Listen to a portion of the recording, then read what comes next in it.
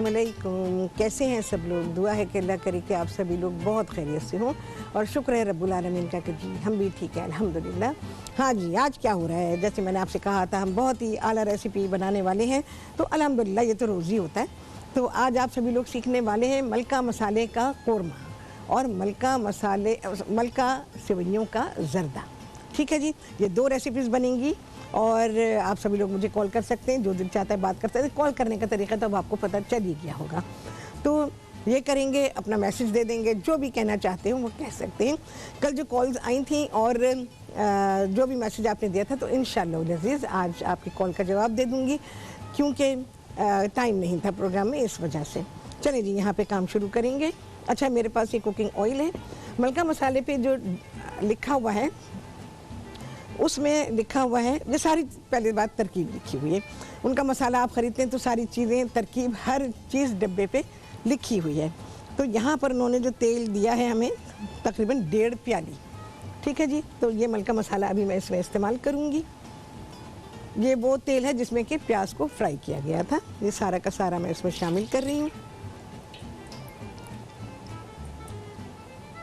अच्छा जी,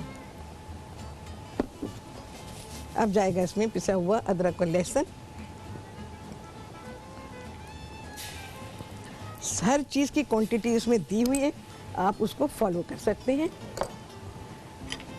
प्याज को उसमें लिखा हुआ है फ्राई करने के लिए, तो हमने प्याज पहले से फ्राई कर ली है। अच्छा जी, अगर आप इसकी रेसिपी को देखते हुए बनाएंगे तो आपको आसानी हो जाएगी। अच्छा, इसमें कहा गया है कि प्याज को आपने फ्राई कर लेना है, और यानी जब उसका कलर बन जाए, देखें कितनी प्यारी हमारी यहाँ प्याज फ्राई हुई भी है एंड क्रिस्पी भी है। ये देखो, इसको मैं आपके सामने ही चूरा कर रही हूँ। प्याज को हाथ से चूरा करें, ज़्यादा बेहतर होती है। इतनी अच्छी प्याज फ्राई हुई भी है, इसकी क्रिस्पीनेस भी आपको पता चल गई होगी। अच्छा जी, इसके अलावा क्या है, ये उन्होंने कहा प्याज को निकाल के उस पर रख लें, लेकिन मैं कहती हूँ कि ऐसे रहने दें, क्योंकि ऑलरेडी तेल उसमें मौजूद है, जिसको अखबार पे या किसी टिश्यू विशू पे रखने से कोई फ़ायदा नहीं है। और इसके अलावा है कि अदरक लहसुन शामिल करें, 1 मिनट तक उसे फ्राई करें, फिर गोश्त, दही, मलका कोरमा मसाला और 1 चम्मच तली हुई प्याज डालकर इसको भून लें। अच्छा, गोश्त तो अब हमारे पास कच्चा नहीं है, गोश्त तो मैंने पकाया हुआ है, लेकिन हम मेथड पूरा का पूरा वही करेंगे। ये समझ लें कच्चा गोश्त है, आप चाहें उबाल के बना लें, जैसे मैं करती हूँ, गोश्त को गला लेती हूँ। थोड़ी सी प्याज इसी स्टेज पे डाल देंगे, बकिया प्याज जाएगी बाद में। अच्छा जी, ये दही है,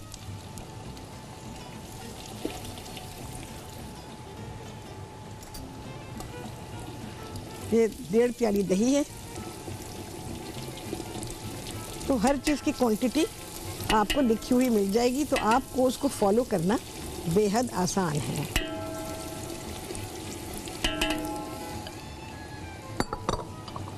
अच्छा जी, मलका कोरमा मसाला, ये मलका कोरमा मसाला है मेरे पास, ये मैं सारा का सारा इसमें शामिल कर दूंगी और अब हम इसकी थोड़ी सी भुनाई कर लेंगे।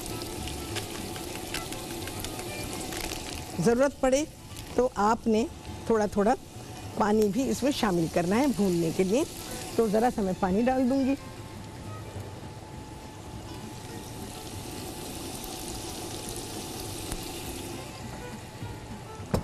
दही भी है, मसाला भी है, अदरक लहसुन भी है, बस इसकी भुनाई होगी। बहुत ही आसान तरीके से कोरमा बन जाएगा।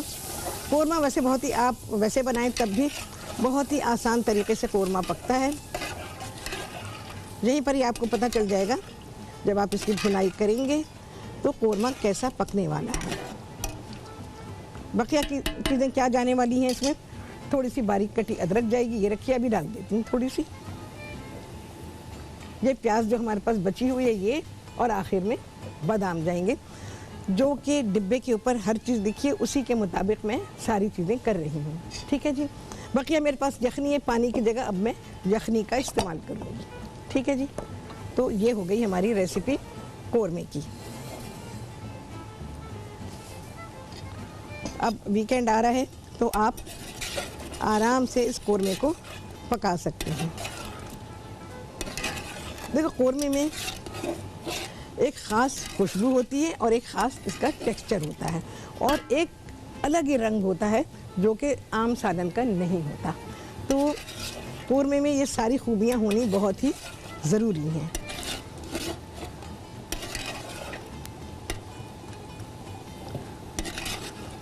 बहुत ही आराम से पक जाएगा, ख़ास तौर से उन लोगों के लिए जिन लोगों को ये होता है कि जी उनको मसाले जमा करने और पकाना मुश्किल लगता है, तो ये उनके लिए है। भाई अभी खाली हो गया ना, तो अभी लुढ़केगा।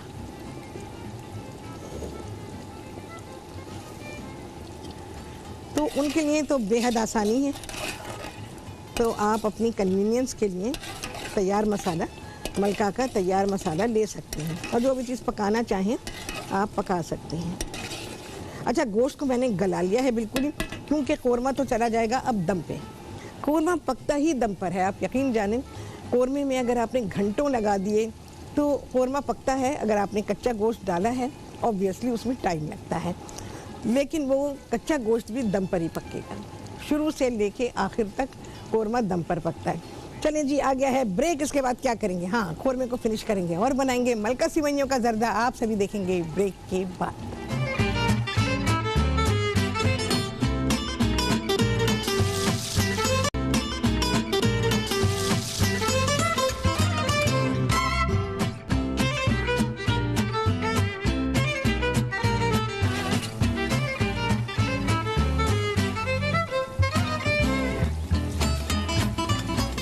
हाँ जी, वापसी हो गई है ब्रेक से और आप सभी को कहती हूँ बहुत ही खुशामदीद अपने प्रोग्राम में।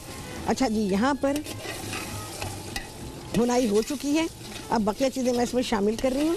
अच्छा, मैं कौरमा बीफ में पका रही हूँ, आप इसको चिकन में, मटन में, बीफ में, जिसमें चाहें पका लें, ठीक है जी। अच्छा, ये बकिया प्याज जो क्रश की थी मैंने आप लोगों के सामने, ये सारी की सारी आ जाएगी। कौरमा जा रहा है अब दम पे। अच्छा, पानी की जगह मैं यखनी इस्तेमाल कर रही हूँ। अगर आप कच्चे गोश्त के साथ बना रहे हैं तो फिर पानी डालेंगे, और अगर आपने गोश्त पका लिया है तो फिर आप इसमें यखनी शामिल करेंगे। बस इतने डालेंगे। अगर गोश्त कच्चा है पानी इतना डालेंगे, वैसे लिखा हुआ है पैकेट पर कि जिसमें गोश्त गल जाए। तो ज़रा सा मैं मिक्स कर दूँ और इसके बाद ये यखनी। चलो जी, बिस्मिल्लाहिर्रहमानिर्रहीम।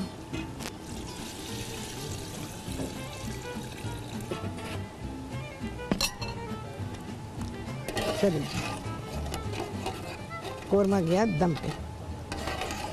यखनी ज़रा सी देर ये पकेगी और फिर ये ड्राई हो जाएगी और हमें इसमें गाढ़ी जो ग्रेवी है वो गाढ़ी सी चाहिए, ठीक है जी। अभी शुरू में मैं ज़रा तेज़ रखूँगी इसकी आंच को और उसके बाद फिर हम इसको कम कर देंगे। अच्छा जी, अब ज़रा मलका मसालों की और मलका के जो प्रोडक्ट्स हैं उसकी बात कर लेते हैं।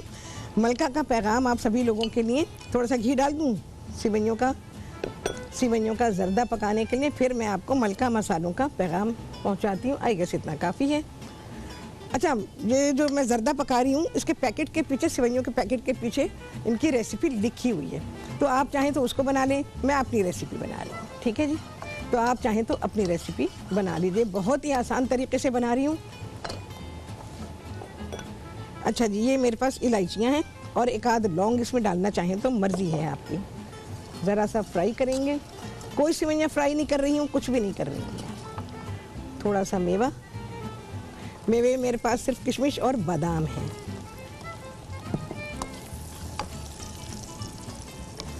इसको फ्राई करते हैं, सिवैयों को पकाने रखेंगे और फिर मैं आपको मलका मसालों का जो पैगाम है वो आप तक पहुंचाऊंगी। अच्छा, यहाँ पर मेरे पास है 1 प्याली चीनी और उसमें मैंने थोड़ा सा जर्दे का रंग उसके ऊपर ही डाला है, ठीक है जी। आसान तरीन काम कर रही हूँ मैं। इसको अच्छा सा मिक्स कर देंगे और इसमें मैं पानी डालूंगी, शीरा बन जाएगा और उसके बाद सिवैयाँ। चलो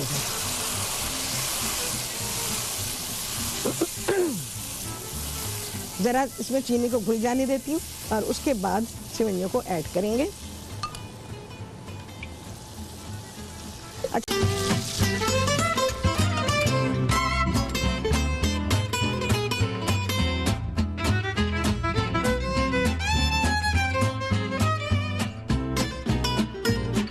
वापसी हो गई है ब्रेक्स और आप सभी को कहती हूँ बहुत ही खुशामदीद अपने प्रोग्राम में।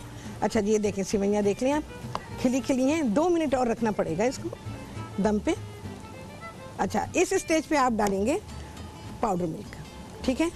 तो वो डाल दीजिएगा आप, आधी प्याली आई गेस बहुत है। अच्छा जी, यहाँ पर मेरे पास है थोड़ी सी कलाकंद, तो थोड़ी सी डालूंगी। खोया डाल सकते हैं, कलाकंद डाल सकते हैं। मिठाई जब आती है डालने के लिए तो कितने लोग हैं जो चखते हैं? मैं तो ज़रूर खाती हूँ, खाती नहीं चखती। अच्छा, इसको मैं थोड़ी देर के लिए आप कवर करूँगी। चलो भाई, कोरमे की तरफ आते हैं ज़रा। वैसे दम पर है कोरमा, लेकिन मैं आपको दिखा देती हूँ। इसको आप सर्व करेंगे नान के साथ, शीरमाल के साथ। नान अच्छे होने चाहिए, सूखे सूखे नहीं होने चाहिए। आहा, ज़बरदस्त। आवाज़ सुन रहे हैं आप? क्या उसके पकने की आवाज़ आ रही है? बर्तन का बड़ा अमल दखल है अच्छे खाने में। आपके पास अगर अच्छा बर्तन है तो बस समझें कि आपका खाना तो हो गया बेहतरीन, लाजवाब। अच्छा, मैं आपको एक चीज़ दिखाऊं। अच्छा, गोश्त तो बहुत ही अच्छा गला हुआ है, ठीक है, लेकिन जो मसाला है ना, क्योंकि कोरमे में इस तरह से घी तेल लाजमी होता है, लाजमी। अगर इस तरह से नहीं है तो फिर आपका कोरमा टेस्ट का नहीं बनेगा। ये मैं अभी आपको बता रही हूँ। हाथ रोक के डालेंगे तो आप कोरमे को अचीव नहीं कर पाएंगे। तो इस तरह से आप करेंगे। अच्छा, मसाला किस तरह से होगा ये देखेंगे, मैं आपको दिखाती हूँ। मसाला गोश्त पे लिपटा हुआ होता है, इस तरह से तेल होगा। और ये गोश्त भी देख लें, हाँ, बेहतरीन। अच्छा, मसाला देखिए ये, ठीक है जी। ये मसाला बस ज़रा सी देर और रखूँगी मैं दम पे, ये तैयार है। बिल्कुल हल्की आंच पे कोरमा, हल्की आंच पे। यकीन जाने, अगर आप कच्चे गोश्त से भी पका रहे हैं ना, आपने सारी चीज़ें डाल दी, तो इसको आप दम पे रखेंगे। गोश्त कच्चा है लेकिन फिर भी दम पे रखेंगे, दम पे ही पकेगा। कोरमा दम पे पकाया जाता है। यकीन जाने, कोरमा बहुत कम लोगों को आता है पकाना। उन्हें नहीं पता कि कोरमे का टेक्सचर क्या होना चाहिए और कैसे पकाना चाहिए, चाहे वो मुर्गी के गोश्त में पकाएं, बीफ में पकाएं या मटन में पकाएं। तीनों में से कोई सा भी आप ले सकते हैं। और इसको पकाने के तरीके हैं, जैसे हम आम सालन पकाते हैं, ये उस तरह से नहीं पकाया जाता। इसके रूल्स अलग हैं, ठीक है ना। हर रेसिपी एक रूल होता है ना। जैसे मैं कहती हूँ कि हर रेसिपी का अपना प्रोटोकॉल होता है, तो उस प्रोटोकॉल को रखना बहुत ही ज़रूरी होता है, तब जाके अच्छा खाना पकता है। अगर आपने उस प्रोटोकॉल को फॉलो नहीं किया कि किस रेसिपी के साथ आपको क्या करना है, अगर आपने नहीं किया तो आप ज़िंदगी भर नहीं पका सकते, क्योंकि आपको वो बात समझ ही नहीं आ रही है। तो कोरमा पकाने के लिए अब बहुत सारे लोग क्या करते हैं, कोरमे में हरी मिर्च डाल देते हैं, कोरमे में हरा धनिया डाल देते हैं। ना ना ना, ये कोरमा नहीं होता, ये आम सालन है। जैसे हम आम सालन, भुना हुआ सालन पका लेते हैं, बस समझें कि ये वो है। तो बहुत सारी चीज़ें हैं जिनका ख्याल रखना पड़ता है, किस खाने में क्या जाना चाहिए वही जाता है। जैसे नहीं, चलो ये रखा है तो ये भी डाल दो, ये रखा है तो ये भी डाल दो, तो ये रखा है तो ये भी डाल दो, नहीं।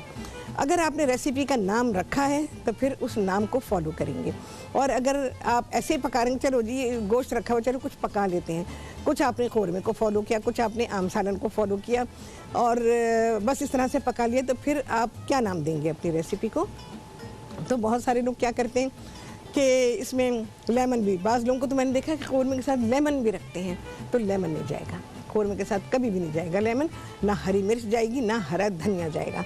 तो इतने ज़्यादा जगहों पर लोग जाते रहते हैं, शादियां होती रहती हैं और वहाँ जाके खाना भी खाते होंगे ऑब्वियसली। तो वहाँ पर आपने कोरमा किस तरह का खाया? मैं नहीं समझती कि किसी शादी में, चाहे किसी भी ज़बान कोई सी भी ज़बान बोलने वाला कुक हो, वो नहीं डालेगा। अगर उसे कोरमे की नॉलेज है तो वो कभी भी उसमें हरी मिर्च और हरा धनिया नहीं डालेगा। तो अगर आप इस तरह से पकाएंगे तो आप यकीन जाने, आपको कभी भी कोरमे की खुशबू, पहली बात तो कोरमे की खुशबू है, अगर वो खुशबू बन गई तो समझें आप 80% कामयाब हो गए। अभी मैं परसेंटेज क्यों बताती हूँ, इसका रिवाज डाला मैंने। इससे आपको अंदाज़ा होता है कि किसी चीज़ को कितना पकाना है, कितना कैसा टेक्सचर देना है। और चावल पकते हैं तो उसमें मैं परसेंटेज बताती हूँ। तो इससे लोगों में ये शऊर आया कि उन्हें परसेंटेज बतानी चाहिए। तो पढ़े लिखे हैं ना भाई, मैं भी इतनी सी पढ़ी लिखी हूँ, क्या करूँ। तो लेकिन जो कुछ मैंने पढ़ा, जो कुछ मैंने सीखा, फिर मैंने अपने घर से बहुत सीखा। मैंने अपने वालिद साहब से ऐसी ऐसी चीज़ें सीखी हैं कि आपकी सोच होगी। बहुत कम जगहों पर ऐसा होता है कि आप अपने वालिदैन से कुछ सीखते हैं। बहुत सारे लोगों का शौक़ होता है, बहुत सारे लोगों का शौक़ नहीं होता। माँ बाप उन्हें बुलाते रहते हैं सिखाने के लिए, लेकिन वो नहीं आते।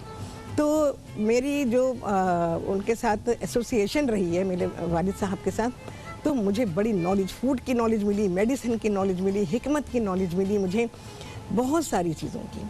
तो इसीलिए फिर मैंने बाय प्रोफेशन, मैं आप लोगों को शेफ़ नज़र आती हूँ, बट बाय प्रोफेशन में मेडिसिन के साथ भी अटैच्ड हूँ।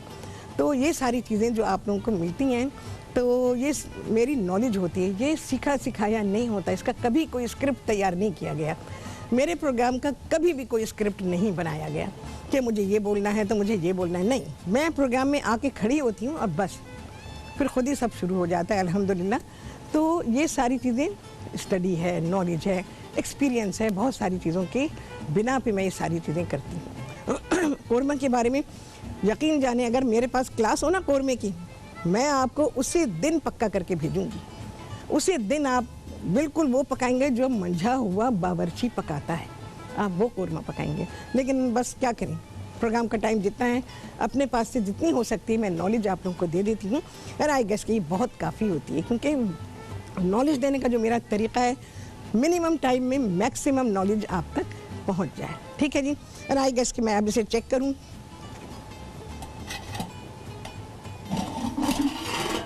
हाँ जी, ज़रा सा ऑयल इसका आ जाए ऊपर, तो बस फिर हम आ तो गया है वैसे, जितना कि मैक्सिमम आना चाहिए। उसको थोड़ा टाइम लगता है, और टाइम जब लगता है तो फिर हमें खाने का इंतज़ार करना चाहिए। जब आप घर में पकाते हैं, आपके पास सफिशिएंट टाइम होता है कि आप अपनी डिश को वो टाइम दें।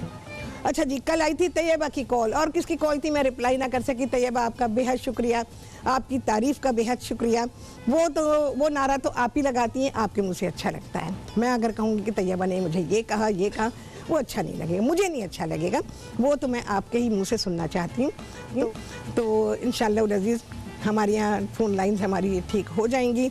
जब मेरी और आपकी डायरेक्ट बात होगी तो फिर हम बात करेंगे। फिर आप जी भर के नारा लगाइएगा। अच्छा जी, जिस चीज़ की भी फरमाइश आ रही है, गाजर के हलवे की, ऑब्वियसली सीज़न है, बिल्कुल बनेगा। अभी मैं आप लोगों को एक बात बताऊं, मैंने कल थोड़ी ख़रीदारी की अरसे के बाद, क्योंकि मैं नहीं जाती, दूसरे लोग जाते हैं, तो मैंने सब्ज़ी ख़रीदने लगी। चले जी, आ गया ब्रेक, बात तो रह गई अधूरी, तो टाइम मिला तो ज़रूर आपसे बात करेंगे। चले जी, आ गया है ब्रेक, इसके बाद आने बहुत ही आला खाना आप सभी के सामने ब्रेक के बाद।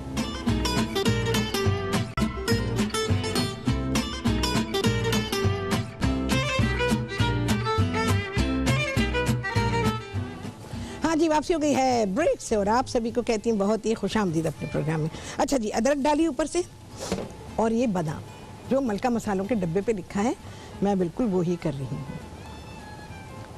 थोड़े से बादाम आ गए, बकिया हम इसमें डाल देंगे। और ये आ गई जी हमारी प्रेजेंटेशन, वो हमारा सेवइयों का जर्दा, इसके साथ नान सर्व किए हैं, शीरमाल है। बहुत से लोगों को ताफ्तान पसंद है, पर मुझे शीरमाल पसंद है। ठीक है जी, अपनी पसंद से आप कर सकते हैं, और दोनों ही चीज़ों के साथ सर्व करें। कोरमा शीरमाल से बेइंतहा अच्छा लगता है, ताफ्तान से भी अच्छा लगता है।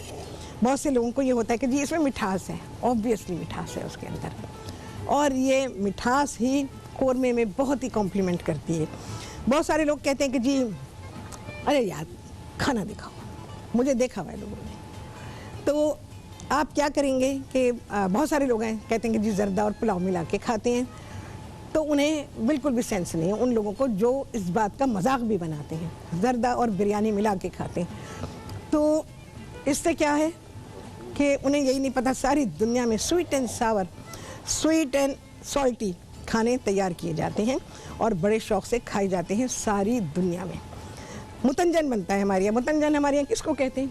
मुतंजन तो हमारे यहाँ रंगीन जर्दे को कहते हैं, जबकि मुतंजन में गोश्त डाला जाता है और नमकीन होता है वो, मीठा होता है, नमकीन होता है। उसमें बकरे का गोश्त भी डाला जाता है, उसमें मुर्गी का गोश्त भी डाला जाता है और इस तरह से मुतंजन पकाया जाता है। हाँ जी, क्या था? अच्छा जी, आयशा की कॉल थी, कहाँ से? कराची से, लाहौर से, जहाँ से भी थी, कराची से थी। उन्होंने पूछा कि कौरमे में खुशबू के लिए क्या केवड़ा मिलाया जाता है? तो अगर कि आपने पैकेट का मसाला मलका का लिया है तो आपको कुछ भी ऐड करने की ज़रूरत नहीं है और अपने आप से पका रही हैं, अपने मसालों से पका रही हैं, तो उसमें जो मसाले डाले जाते हैं, तो अगर आपको ज़रूरत महसूस होती है, लग रहा है कि इसमें फ्लेवरिंग कुछ कम है, तो फिर आप केवड़े का पानी डालें। केवड़े के एसेंस और केवड़े के पानी में बहुत फ़र्क होता है। तो आपने देखा है ना, मोस्टली मैं तो यही डालती हूँ, केवड़े का पानी ही डालती हूँ शुरू से, बल्कि मैं केवड़े का पानी ही इस्तेमाल करती हूँ। मेरे घर में भी केवड़े का पानी ही रखा है, केवड़े का एसेंस नहीं है। तो केवड़े का पानी डालेंगे उसके अंदर, और अगर आपको लगता है, आपको रियल खुशबू पता है कौरमे की कि कैसी होती है, फिर आपको केवड़ा डालने की ज़रूरत नहीं है। ठीक है जी। तो इस तरह से अगर बाकी में बहुत सारे लोग हैं कौरमा उन्होंने नहीं खाया हुआ है। मैं एक जगह थी कुछ अरसे पहले, एक कंपटीशन हुआ था, सभी लोगों को मालूम होगा, और वो रमज़ान में चला था।